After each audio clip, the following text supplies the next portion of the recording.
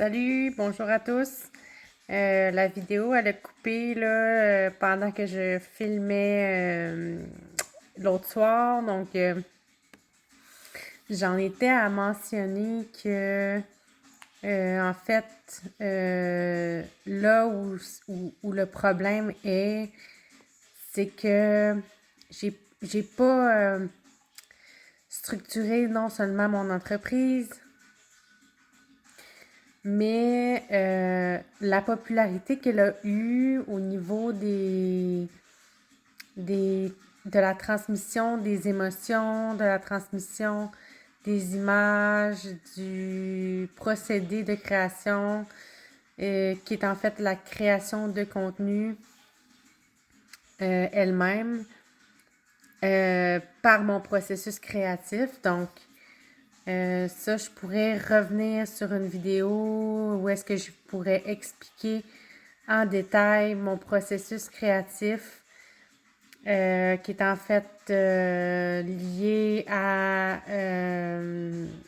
en fait tout ce qui est mon art publié sur les réseaux, de la façon que je m'y prenais pour le faire, qui a été euh, qui est devenu viral en fait par la suite parce que étant donné que les comptes vérifiés et les entreprises n'étaient pas initiées sur les réseaux sociaux au moment où j'ai entrepris ma diffusion artistique via ma page d'artiste, c'était en 2015, en 2000 même 2014, je crois. Et en fait, à ce moment-là, Meta ne s'appelait pas Meta. Donc, c'était vraiment, en fait, c'était vraiment Facebook et Instagram séparément à ce moment-là. Donc, les entreprises, il n'y avait aucune micro-entreprise de tatouage, de plusieurs domaines différents comme existants comme aujourd'hui.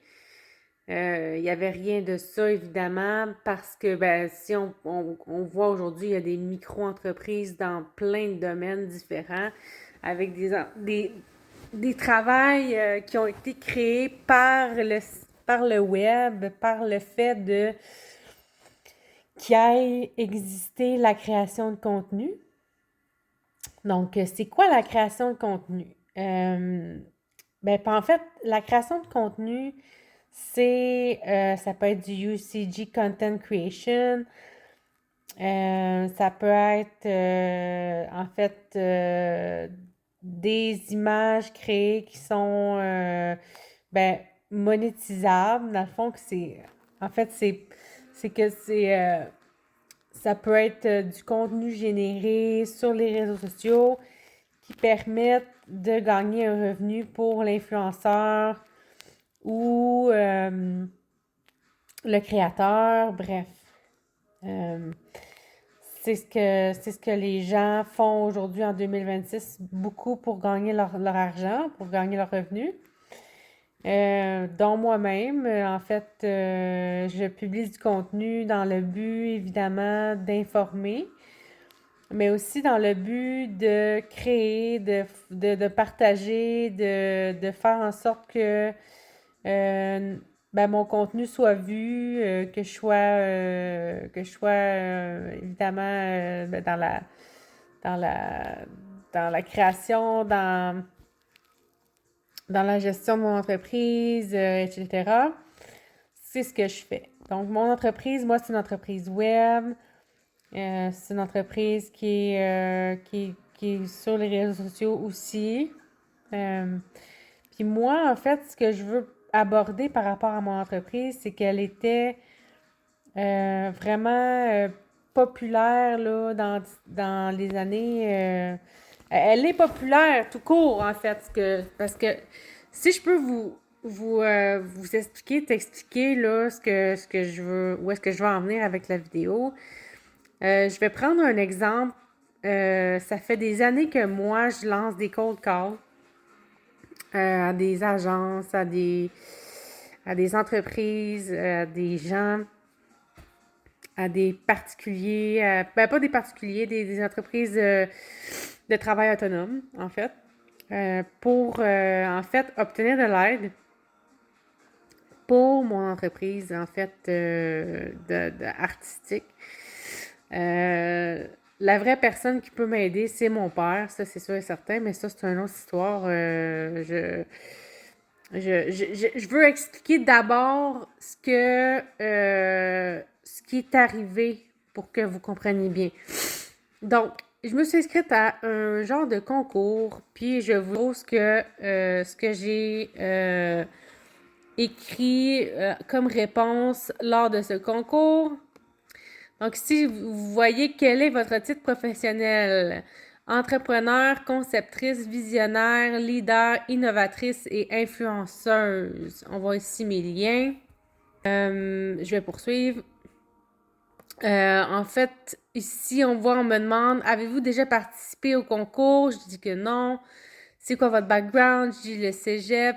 Ensuite de ça, quelle catégorie? Ça serait pour une innovation technologique. C'est quand que j'ai commencé au début de août 2014. Donc, en fait, la question, c'est que je décrirais le développement de mon entreprise depuis les débuts. Donc, la structure, au niveau de la structure organisationnelle, des ressources, développement des marchés, développement des produits-services, des revenus potentiels de revenus, etc.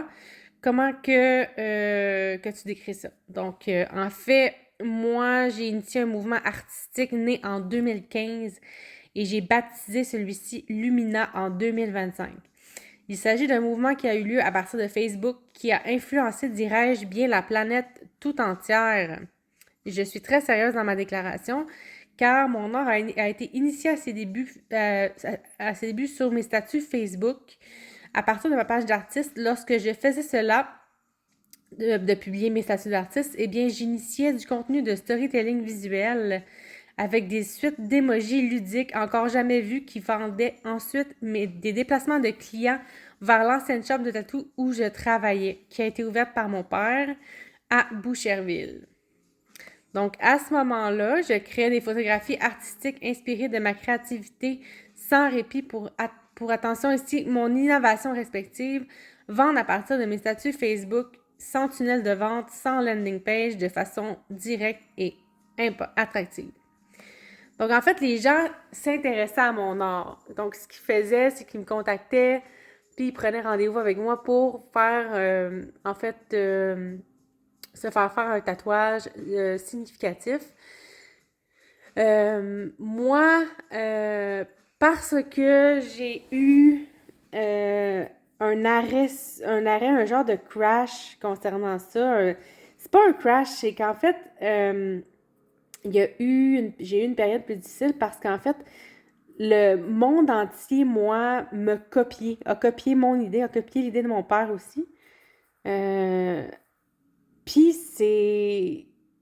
c'est grave parce qu'en fait, j'aimerais ça être juste avoir la notoriété c'est pas avoir la notoriété, c'est pouvoir continuer mon art tout en faisant respecter le fait que c'est moi qui l'ai initié. Donc ça, c'est un défi très difficile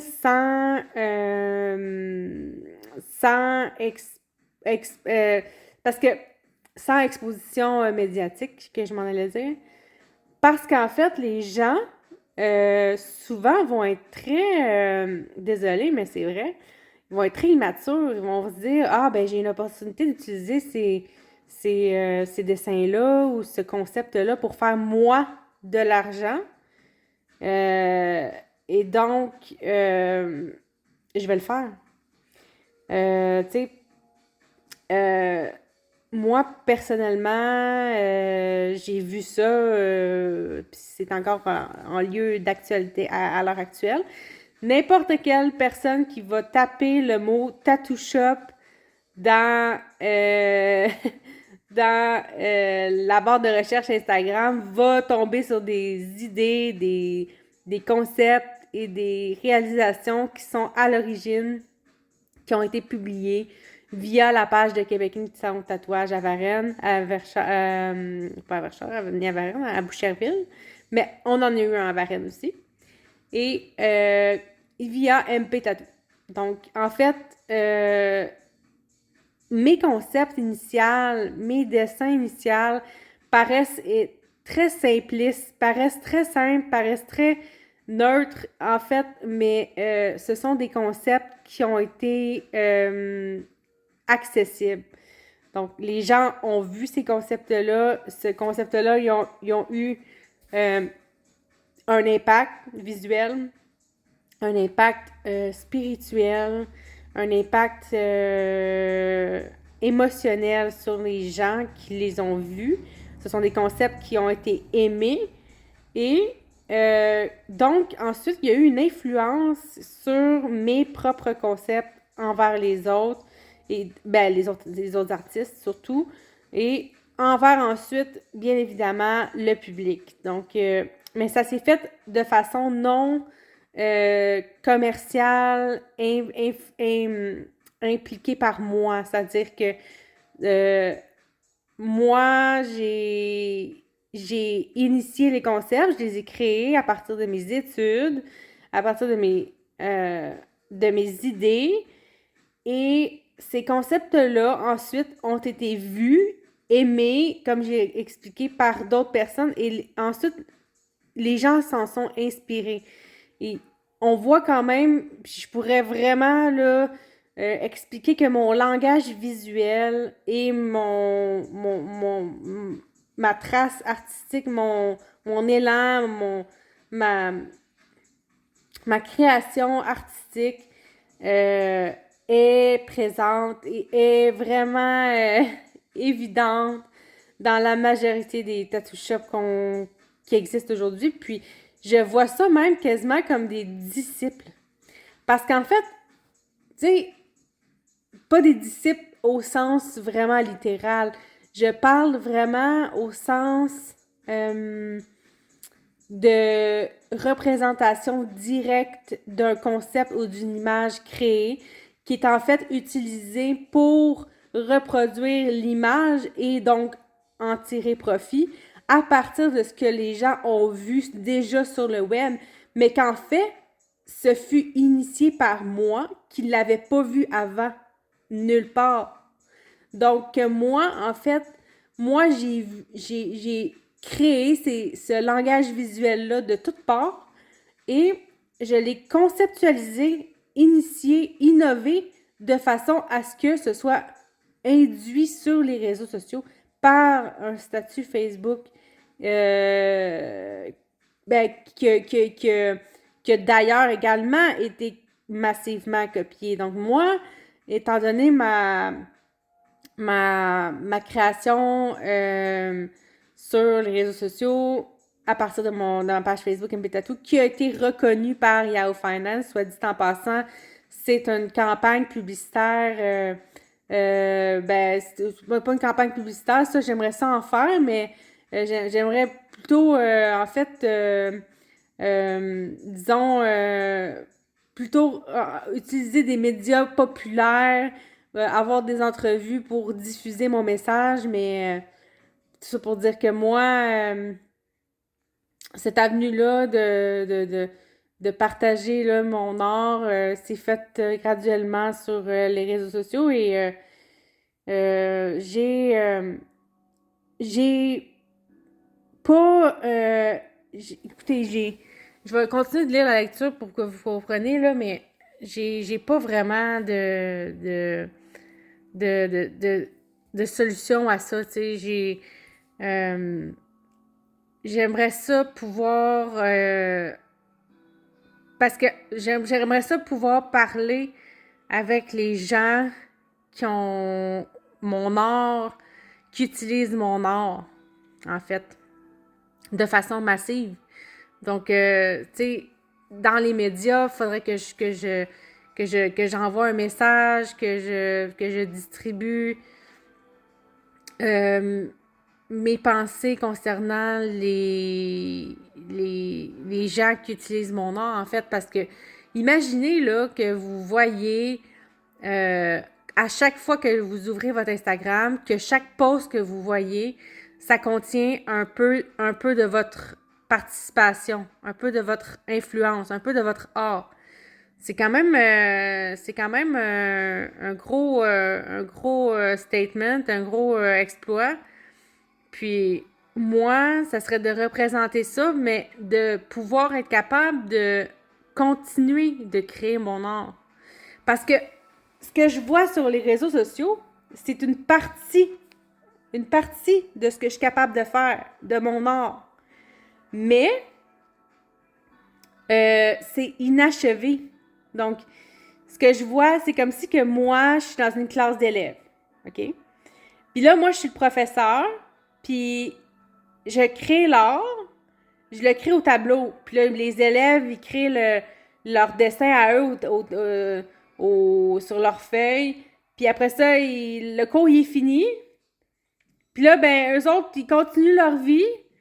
Puis ils décident de créer des business avec leur dessin, puis de vivre de leur dessin, de l'image qu'ils ont vue, que j'ai faite. Ils continuent, là, leur vie continue, mais moi, je reste le professeur, puis là, ben, j'avais pas fini de donner le cours. Tu sais, ils sont pas venus à toutes les semaines de cours. Ils sont pas venus à toutes l'année scolaire concernant ce que je suis capable d'enseigner en tant que professeur, en tant que, ici, de créatrice, en tant qu'artiste. Donc, ce que je veux intenter de dire par là, c'est que mon art, j'ai pas pu continuer de le faire. Puis c'est parce que j'ai pas pu continuer de le faire à cause des gens qui me l'ont pris sans me le demander, sans me donner crédit non plus pour le travail qu'ils ont vu en ligne.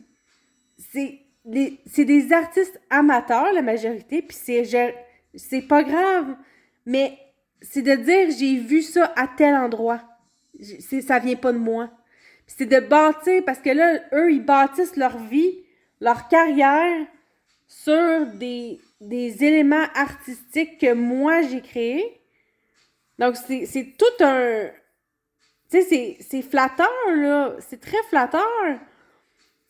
Mais j'aimerais ça pouvoir rassembler ces gens-là. Si je le pouvais, je le ferais.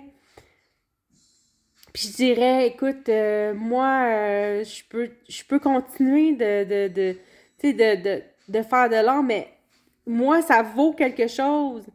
Tu sais, ça vaut mon talent, ça vaut mon expertise. Et donc, ça vaut quelque chose. Bref, tout ça pour dire que moi, je vais quand même essayer de créer un cours qui va enseigner les arts, enseigner le tatouage, enseigner les pratiques holistiques, tout ça regroupé ensemble. Je vais proposer ça dans quelques semaines, quelques mois. Je vais vraiment me préparer pour ça. Donc, je voulais juste en parler lors de cette vidéo. Et je vous tiens au courant pour la suite. J'aurais poursuivi plus longtemps, mais le temps file. Et donc, je vais me concentrer sur ça. Puis, je vais vous revenir pour la suite avec d'autres nouvelles éventuellement. Donc, voilà. Merci. Bonne journée. Bon, puis abonnez-vous aussi, s'il vous plaît. Ça serait super apprécié. Merci.